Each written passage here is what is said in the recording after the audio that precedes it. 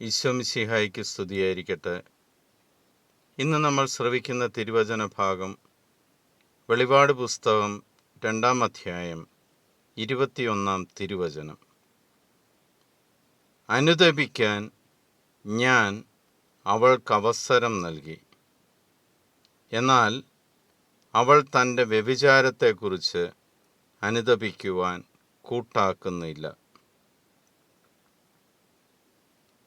നമ്മളെല്ലാവരും റിപ്പൻറ്റ് ചെയ്യുമ്പോൾ, പിതാവായ ദൈവത്തോട് ചെയ്തുപോയ തെറ്റുകളെ കുറിച്ച് അനുതപിക്കുമ്പോൾ, വളരെ വ്യക്തമായിട്ട് സുവിശേഷത്തിലൂടെ കർത്താവ് പറയുകയാണ്, നീ നിൻ്റെ വ്യഭിചാരത്തെക്കുറിച്ചുകൂടി അനുതപിക്കണം. ദൈവം മോശയ്ക്ക് കൽപ്പന കൊടുത്തപ്പോൾ ഒരു കൽപ്പന വ്യഭിചാരത്തെക്കുറിച്ചാണ്.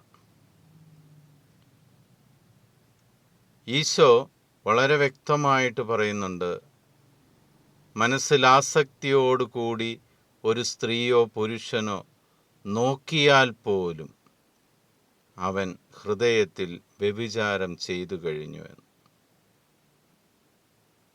പ്രിയ സഹോദരങ്ങളെ, നമ്മൾ അനുതപിക്കുമ്പോൾ നമ്മുടെ അനുതാപം പൂർണ്ണമാകുവാൻ അറിഞ്ഞോ അറിയാതെയോ നമ്മൾ ചെയ്തു പോയിരിക്കുന്ന വ്യഭിചാരത്തെക്കുറിച്ചുകൂടി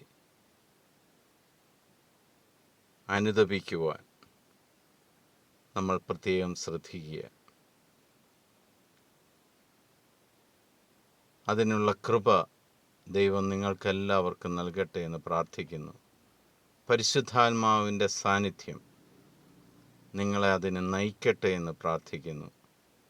ഇന്നത്തെ ദിവസം അനുതാപത്തിൻ്റെ ഒരു ദിവസമായി മാറട്ടെ. ദൈവം നിങ്ങളെല്ലാവരെയും സമർത്ഥമായിട്ട് അനുഗ്രഹിക്കട്ടെ. ഈശോ മിശിഹായ്ക്ക് സ്തുതിയായിരിക്കട്ടെ.